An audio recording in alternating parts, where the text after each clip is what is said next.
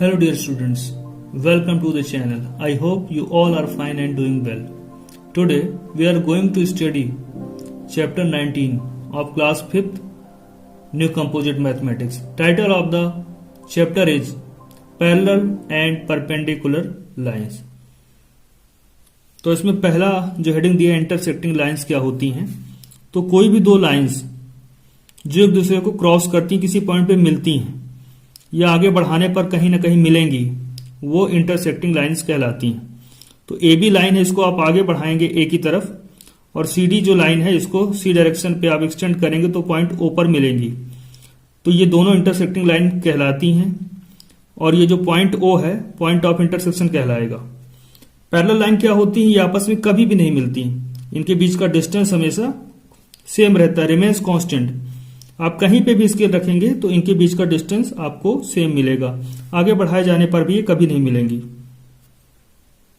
तो यहां पर डेफिनेशन दी हुई है, the lines which lie in the same plane. जैसे ये पेज है, ये प्लेन है, इस पर दोनों लाइन इस तरह से हों कि do not intersect are known as parallel lines. The lines which lie in the same plane and do not intersect are known as parallel lines. तो यहां पर जैसे ए बी और सी डी पैरेलल लाइन है, यहां पे देखिए दिया हुआ है। अपोजिट साइड्स ऑफ जो टेबल होती है, टेबल की एजेस जो होती है कभी नहीं मिलती आपस में, और इनके बीच का डिस्टेंस हमेशा कांस्टेंट रहता है। तो ए बी और पैरेलल सी डी अगर है तो देखिए इसका सिंबल होता है ये ए बी पैरेलल, इसको पढ़ते हैं पैरेलल सी डी। और किसी डायग्राम में दिखाना है दो लाइन पैरेलल है तो एरो बना देते हैं इस तरह से, ये एरो और ये, तो यानी A B parallel C D है। तो रेक्टेंगल में अपोजिट साइड जो होती हैं वो पैरेलल होती हैं, इनके बीच का डिस्टेंस हमेशा कांस्टेंट रहता है। इसी तरह से स्क्वायर में भी अपोजिट साइड्स पैरेलल होती। तो यहां पर देखिए P Q parallel S R है और P S parallel Q R. तो ये सिंबल बना हुआ है पैरेलल का, इनके बीच का डिस्टेंस हमेशा कांस्टेंट रहेगा और आगे बढ़ाने जाने पर भी ये कभी मिलेंगे नहीं। परपेंडिकुलर लाइंस क्या होती है, when two line intersect and make an angle of 90 degree we say that the given lines are perpendicular to each other।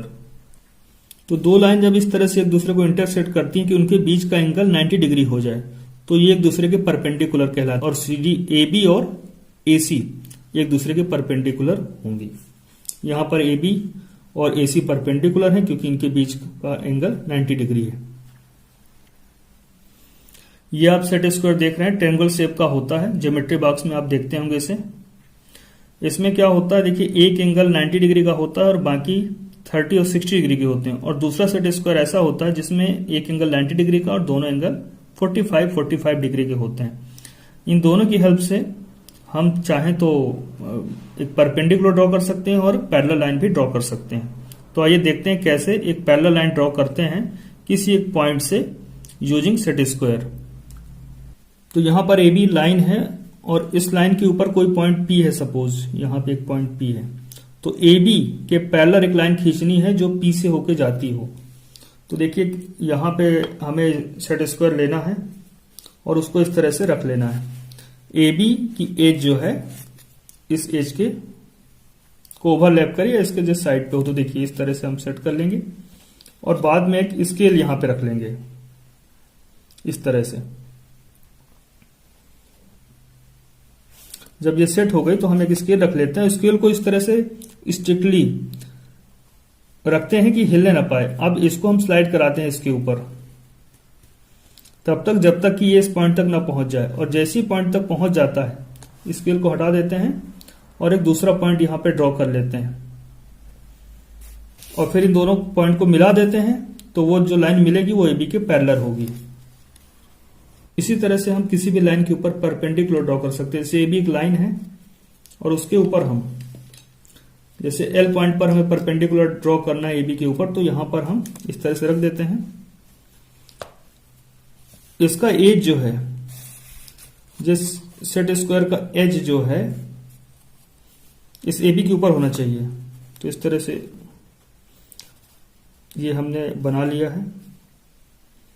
अब एक पॉइंट L दिया हुआ है, दूसरा पॉइंट हम कहीं पे भी मार्क कर लेंगे, जैसे यहां पे मार्क कर लिया, और इन दोनों पॉइंट को ज्वाइन कर देंगे तो ये परपेंडिकुलर ऑन AB ड्रॉ हो जाएगा।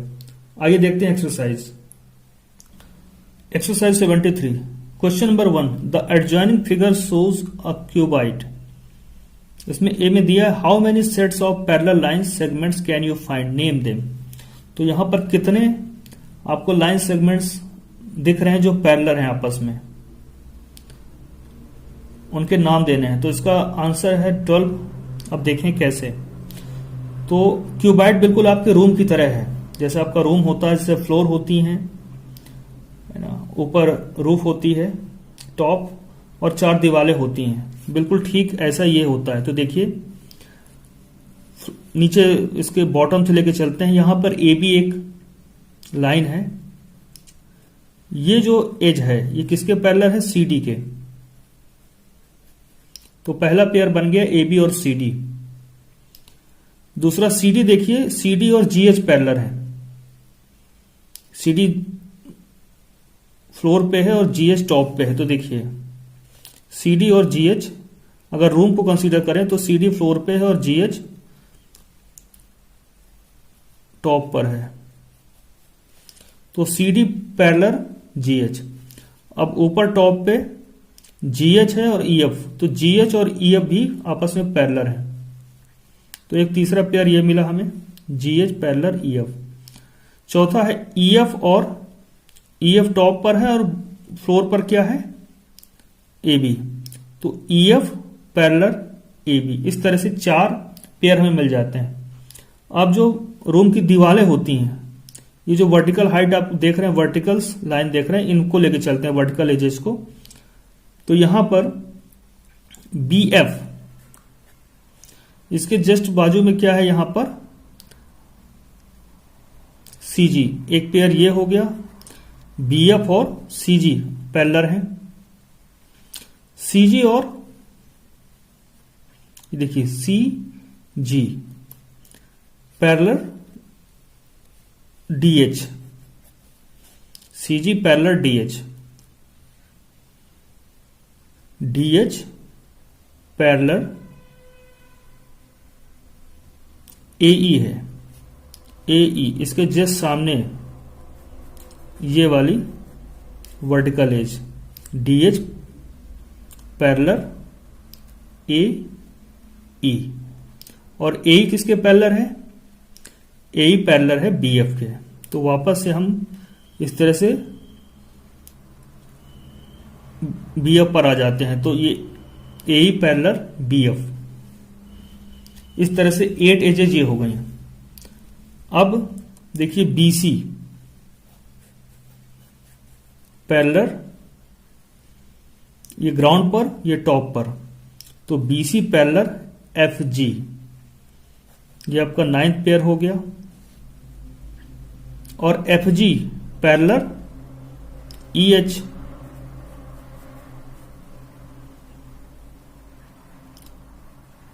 ये 10th पेयर हो गया। और ई एच पैरेलल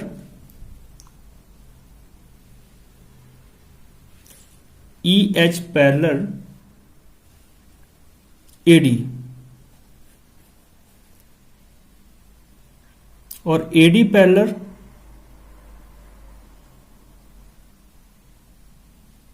बी सी।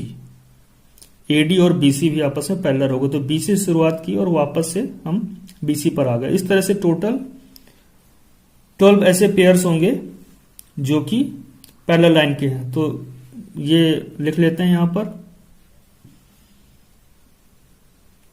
ये एरो मैंने बनाया था समझाने के लिए, आपको इस तरह से नहीं बनाना है। बी में दिया है how many sets of perpendicular line segments can you find. तो यहां पे आप देख रहे हैं, यहां पर 8 कॉर्नर्स हैं, B A E F G H C D. अब हर एक कॉर्नर पर ही यहां पर परपेंडिकुलर बनेंगे। और देखिए कितने बनते हैं, ये बी एफ और बी सी लाइन एक परपेंडिकुलर बनाती है। और बी ए और बी एफ ये आपस में परपेंडिकुलर है, बी ए और बी एफ एक ये हो गया। ऐसे ही ए बी और ए सी दूसरा परपेंडिकुलर ये हो गया। और तीसरा बी एफ और बी सी, बी एफ और बी सी ये परपेंडिकुलर हो गए। तो 3 परपेंडिकुलर एक कॉर्नर पे बनते हैं। ऐसे यहां पर 8 कॉर्नर है, यानी 8 3 जा 24। तो how many sets of perpendicular line segments can you find? तो यहां पर 24 sets of perpendicular line segments हमें यहां पे मिलेंगे। तो इस तरह से क्वेश्चन 1 कंप्लीट होता है। Question second, fill in the blanks. A, 2 parallel lines do not when produced. तो 2 पैरेलल लाइन क्या नहीं करती जब आगे उनको एक्सटेंड किया जाता है? तो इंटरसेक्ट नहीं करती। तो 2 parallel lines do not intersect when produced. B में दिया हुआ है व्हेन 2 लाइंस इंटरसेक्ट, जब 2 लाइन इंटरसेक्ट करती हैं, and make a dash dash, they are said to be perpendicular to each other. तो यहां पर जब 2 लाइन इंटरसेक्ट करती हैं और क्या बनाती हैं? राइट एंगल, तो उन्हें हम परपेंडिकुलर कहते हैं। तो when 2 lines intersect and make a right angle, they are said to be perpendicular to each other. C, the distance between 2 parallel lines always. 2 parallel line से उनके बीच का डिस्टेंस हमेशा कांस्टेंट बना रहता है। तो यहां पे फिल करेंगे always remains constant. Question number 3, draw a line EF and take a point P above EF. Draw a line GH passing through P such that GH parallel EF. तो एक लाइन ड्रॉ करनी है EF और एक point P उस EF line के ऊपर कहीं पे भी लोकेट करना है, और एक दूसरी लाइन GH इस तरह से ड्रॉ करनी है जो P से पास हो, GH पैरेलल टू EF हो। तो आइए ड्रॉ करते हैं इसे। तो यहां पर एक लाइन EF ड्रॉ करते हैं।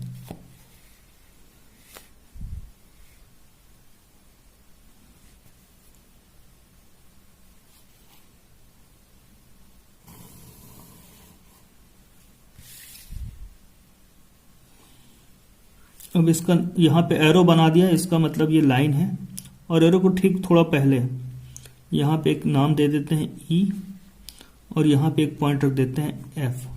तो EF एक लाइन है, ये हमने ड्रॉ कर लिया है। अब इसमें कहा गया take a point P above EF। EF के ऊपर कहीं पे भी एक पॉइंट P लेना है। P, तो हमने ये एक पॉइंट ले लिया है और इसका नाम क्या है?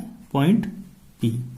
तो EF लाइन ड्रॉ हो चुकी है, एक पॉइंट P हमने मार्क कर लिया है। अब कहा गया है कि एक ऐसी लाइन GH बनाइए जो P से जाती हो और EF के पैरेलल हो, यूजिंग सेट स्क्वायर। चलिए सेट स्क्वायर का यूज करके हम इसे ड्रॉ करते हैं। तो इसके लिए क्या करते हैं, इस लाइन के किनारे हम इस सेट स्क्वायर का एज, ये वाली एज रख देते हैं। ये सेट स्क्वायर है, देख लीजिए, एक एंगल 90 डिग्री है, दोनों 45 डिग्री के एंगल बने हुए हैं।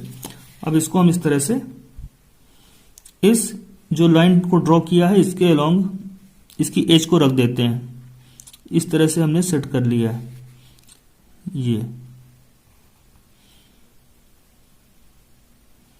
ठीक है। अब क्या करना है, एक स्केल को लेके आना है और जस्ट इसका एज जो है इसके किनारे स्केल को इस तरह से स्ट्रिक्टली बिल्कुल ऐसा रख देना कि हिलने ना पाए। अब ये रख दिया हमने। अब आपको इस तरह से स्केल को अरेंज करना है कि ये बिल्कुल भी खिसके ना।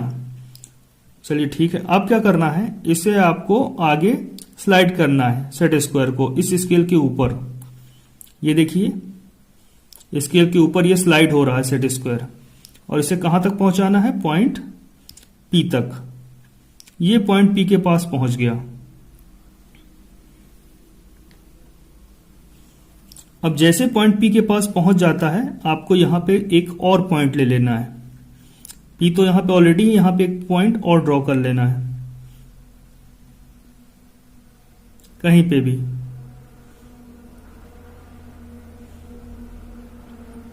तो अब इस सेट स्क्वायर की इस एज के ऊपर 2 पॉइंट हो गए, एक पॉइंट P है और एक पॉइंट ये जो हमने ड्रॉ किया। अब दोनों चीजें हटा लेते हैं। यहां पर हमें 2 पॉइंट मिल गए हैं। अब इनको ज्वाइन करती हुई एक लाइन ड्रॉ करनी है हमें। ये हमने एक ऐसी लाइन ड्रॉ की है जो इस पॉइंट P से पास हो रही है।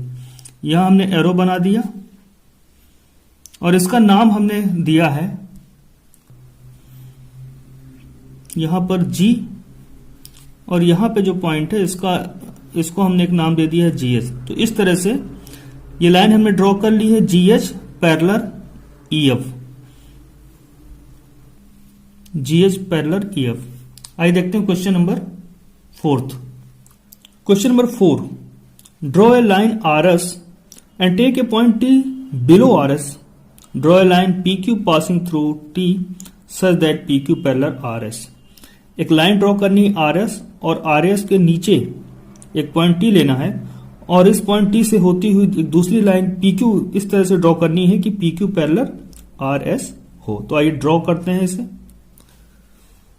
यहां पर हमने एक लाइन RS ड्रॉ कर ली है और एक पॉइंट T इस लाइन के नीचे, not above just below the RS, we have taken a point T। हमने यहां पे एक पॉइंट T ड्रॉ कर लिया है, ये पॉइंट T है।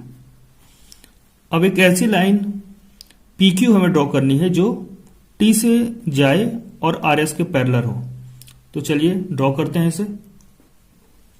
यहां पर हमने सेट स्क्वायर को इस लाइन के अलोंग हमने और इसकी एज इस तरह से हम अरेंज कर लेते हैं। ये देखिए कि ठीक इसके एज के पास से ये लाइन जाए। तो RS के जिस किनारे ये हमने इसे प्लेस कर लिया है सेट स्क्वायर को। अब एक स्केल का यूज करते हैं। यहां पर स्केल को हम इस तरह से सेट करते हैं। देखिए ये सेट स्क्वायर की एज और ये स्केल का एज जो है बिल्कुल आपस में इस तरह से कोइंसाइड हो जाए। अब बिल्कुल प्रेस कर देते हैं, इस तरह से प्रेस करते हैं जिससे कि ये स्केल अब अपनी जगह से मूव ना कर सके। और अब सेट स्क्वायर को हम आगे इस स्केल के ऊपर स्लाइड करते हैं। तो देखिए, और जैसे ही ये टीथ के पास पहुंचती है, यानी इसका एक एज जो है सेट स्क्वायर का पॉइंट T पर है, तो हम चाहें तो यहां से स्केल को हटा सकते हैं। अब इसको हार्डली पकड़ बिल्कुल टच रखना है इस तरह से कि हिले ना सेट स्क्वायर। और दूसरा पॉइंट T पहले से था, एक पॉइंट और हम यहां पे लोकेट कर देते हैं, क्योंकि हमें लाइन ड्रॉ करने के लिए कम से कम 2 पॉइंट की जरूरत तो होती ही है। अब यहां देखिए 2 पॉइंट मिल चुके हैं और इन दोनों को ज्वाइन करती हुई एक लाइन हम ड्रॉ करेंगे यहां पर।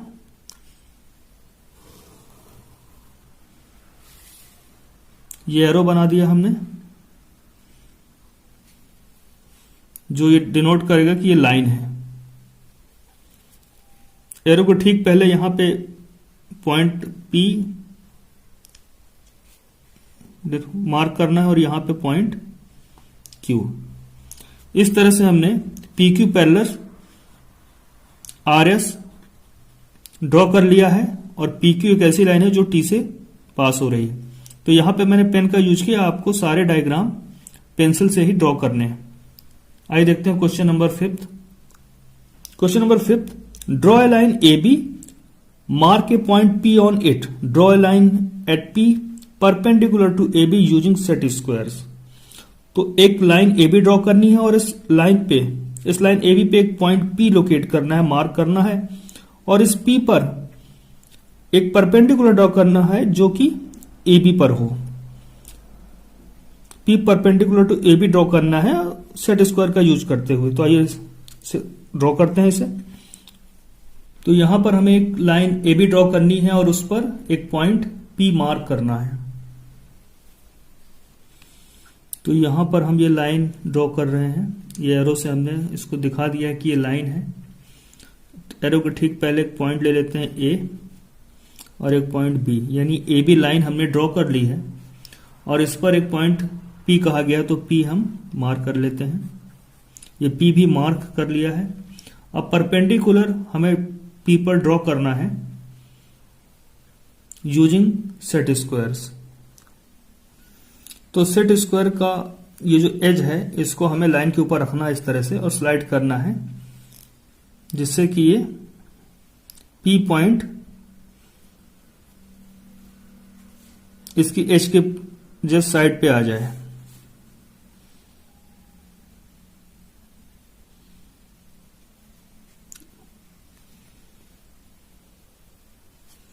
जी, ये P पॉइंट यहां पर और एक पॉइंट यहां पे कहीं पे भी हम ड्रॉ कर लेंगे। तो ये पॉइंट मैंने यहां पे मार्क कर लिया है, एक पॉइंट P है और एक पॉइंट मैं और मार्क कर लेता हूं कहीं पे भी। ये सेट स्क्वायर मूव नहीं होना चाहिए सब करते वक्त। अब हटा लेंगे इसको। अब ये पॉइंट और P, इनसे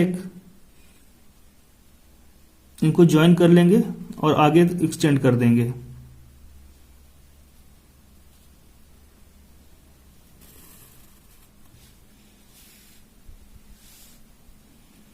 यहां पे एरो बना देंगे और यहां पे जो भी नाम देना चाहें इसका नाम दे देंगे M। तो MP परपेंडिकुलर AB होगा। यहां लिख देंगे MP परपेंडिकुलर AB। इस तरह से हमने लाइन AB पर एक पॉइंट P लिया और P पर एक परपेंडिकुलर AB ड्रॉ किया P से होते हुए। तो MP जो है परपेंडिकुलर AB है और ये हमने कंप्लीट कर लिया है। आइए देखते हैं question number 6। Draw a line PQ, mark a point R on it, draw a line at R perpendicular to PQ using a protractor. तो क्वेश्चन 5 की तरह ये भी है। PQ एक लाइन ड्रॉ की हमने, उस पर एक पॉइंट R लिया और R पर हमें परपेंडिकुलर ड्रॉ करना है टू PQ। पिछले क्वेश्चन में सेट स्क्वायर का यूज किया था, इसमें प्रोटेक्टर का यूज करेंगे। यहां पर हमने PQ एक लाइन ड्रॉ की है और इस पर एक पॉइंट कहीं पर भी R मार्क कर लेते हैं। अब हमें इस पॉइंट R पर PQ के परपेंडिकुलर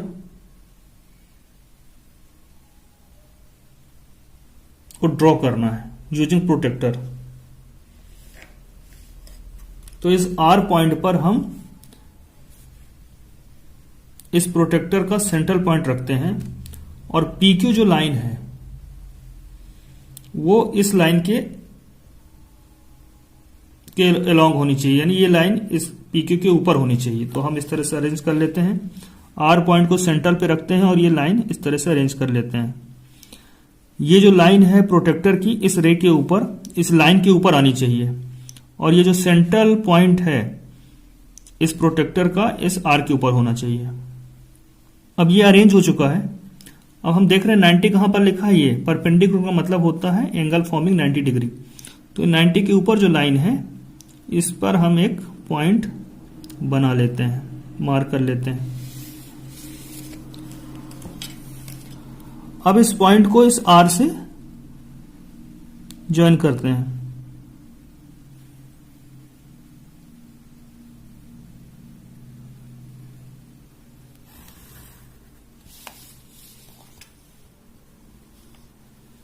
यहां एक एरो बना देते हैं और यहां पे एक पॉइंट कोई भी नाम ले लेते हैं, S ले लेते हैं। चलिए, तो SR क्या हुआ, परपेंडिकुलर PQ। ये परपेंडिकुलर का साइन होता है उल्टा T जो है इस तरह से। तो यहां पर हमने PQ पर एक पॉइंट R लिया था और R से होता हुआ परपेंडिकुलर ड्रॉ किया जो PQ पर है। तो इस तरह से क्वेश्चन नंबर 6 सॉल्व हो गया है हमारा। आइए देखते हैं question number 7। Question 7. Draw a line segment CD equal to 5 cm. Mark a point E on CD such that C equal to 2 cm. At E draw EF perpendicular CD by using a protractor. तो हमें एक line segment draw करना है CD equal to 5 centimetre का। अब एक point E CD पर इस तरह से लेना है कि C इक्वल टू 2 सेंटीमीटर, यानी C का डिस्टेंस क्या हो 2 सेंटीमीटर। और इसी E पर हमें एक परपेंडिकुलर ड्रॉ करना है EF जो कि CD पर हो, और यहां पे परपेंडिकुलर ड्रॉ करने के लिए हमें प्रोटेक्टर का यूज करना है। तो आइए ड्रॉ करते हैं इसे। ये एक पॉइंट 0 के ऊपर और फिर 1 2 3 4 5, ये 5 के ऊपर एक पॉइंट, ये 2 एंड पॉइंट हो गए लाइन सेगमेंट के, और इनको हमें ज्वाइन कर लेना है 0 से लेके 5 तक।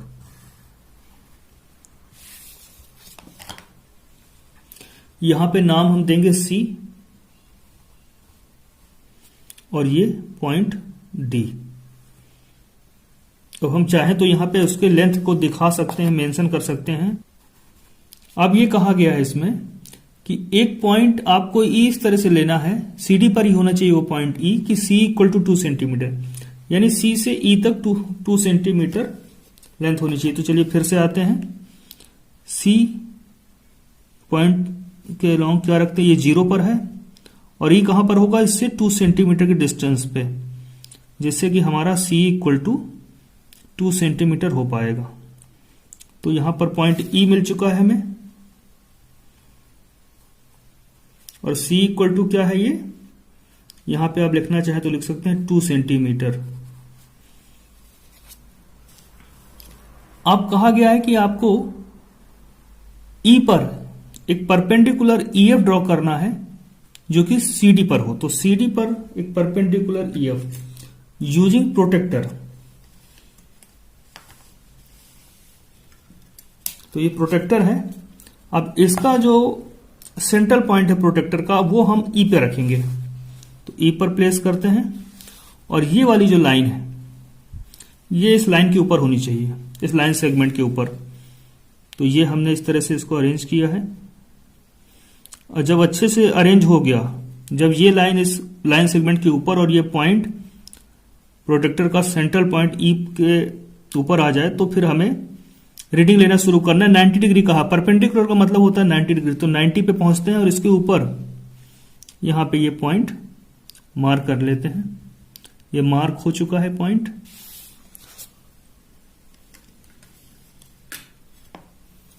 अब E और इस पॉइंट को ज्वाइन कर लेते हैं।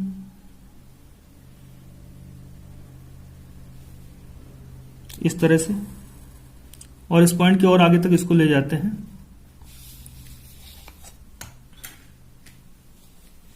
यहां पर एरो लगा देते हैं, और हमें परपेंडिकुलर EF ड्रॉ करना था, तो इस पॉइंट का नाम दे देते हैं F। तो इस तरह से हमने EF परपेंडिकुलर CD ड्रॉ कर लिया है, और E कहां पर है, C से 2 सेंटीमीटर के डिस्टेंस पे। यहां हम लिखेंगे EF परपेंडिकुलर ऑन CD। तो इस तरह से क्वेश्चन नंबर 7 कंप्लीट होता है। आइए देखते हैं question number 8। Question number 8, draw a line segment LM equal to 5.4 centimetre. तो एक लाइन सेगमेंट ड्रॉ कर लेंगे LM, जिसके एंड पॉइंट होंगे, और इसका लेंथ क्या होगा, 5.4 सेंटीमीटर। LM में एक पॉइंट N इस तरह से लेना है कि L से N का डिस्टेंस क्या हो, 2.3 सेंटीमीटर हो। अब इस N पर हमें एक परपेंडिकुलर NP ड्रॉ करना है जो कि LM पर होगा। यहां पर हमें सेट स्क्वायर का यूज करना है परपेंडिकुलर ड्रॉ करने के लिए। तो आइए ड्रॉ करते हैं। क्वेश्चन नंबर 8 में हमें LM equal to 5.4 centimetre draw करना था। तो चलिए 5.4 सेंटीमीटर लेंथ का एक लाइन सेगमेंट LM ड्रॉ करते हैं।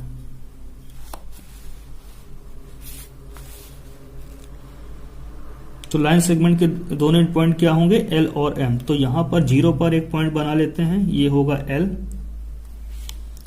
और 5.4, तो ये 5 है, इसके बाद पहला स्मॉल डिवीजन, दूसरा, तीसरा, चौथा, ये फोर्थ वाला क्या होगा, 4 mm, यानी 5.4 हम पहुंच गए। तो ये अब ये दोनों पॉइंट मिल गए, इनको हम ज्वाइन कर लेते हैं।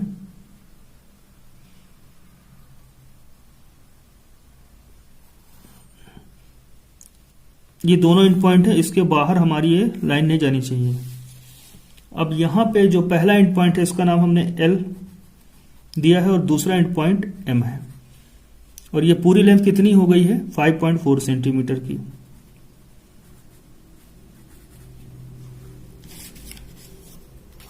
आप चाहें तो इसके दोनों तरफ एरो लगा सकते हैं। ये तरीका होता है मेंशन करने का कि LM इक्वल टू 5.4 सेंटीमीटर है। आप क्या करना है, LM पर एक पॉइंट ऐसा लेना है N जो कि इस तरह से हो कि LN इक्वल टू 2.3 सेंटीमीटर। तो L से 2.3 सेंटीमीटर डिस्टेंस पे एक पॉइंट N लेना है। तो L के ऊपर ये 0 रखते हैं। अब देखते हैं 2.3 कहां पर आएगा।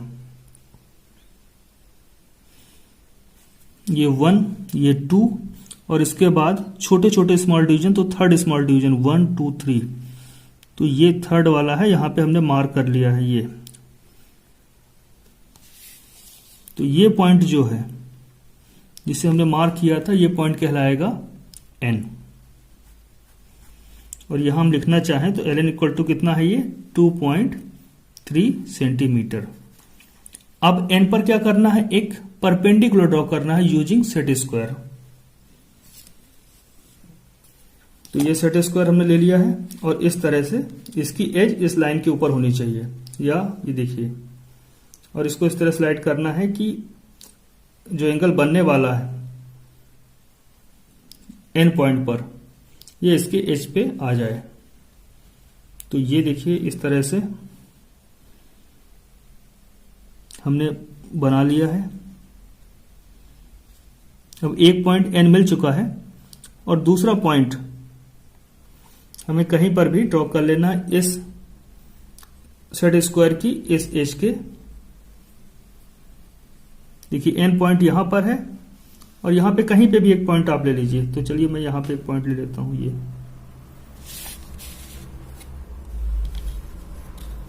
अब एन और इस पॉइंट को ज्वाइन कर लेना है।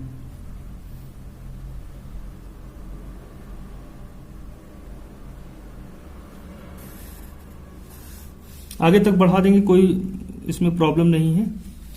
अब देखिए यहां पे आपको इस पॉइंट को नाम देना है P, क्योंकि हमें, या जो एरो बना है इसके कहीं पे भी आप पॉइंट ले लीजिए दूसरा, P नाम दे दीजिए कहीं पर भी। तो ये PN परपेंडिकुलर LM होगा, जहां पर LM 5.4 सेंटीमीटर है, LN 2.3 सेंटीमीटर है और PN परपेंडिकुलर ऑन LM है। इस तरह से एक्सरसाइज 73 कंप्लीट होती है हमारी, और एक्सरसाइज 73 के साथ ही चैप्टर कंप्लीट होता है, क्योंकि इस चैप्टर 19 में केवल एक ही एक्सरसाइज थी, तो ये हमने कंप्लीट कर ली है। तो अभी तक जो भी पढ़ा है इसको रिवाइज करिएगा और अपना ध्यान रखिएगा।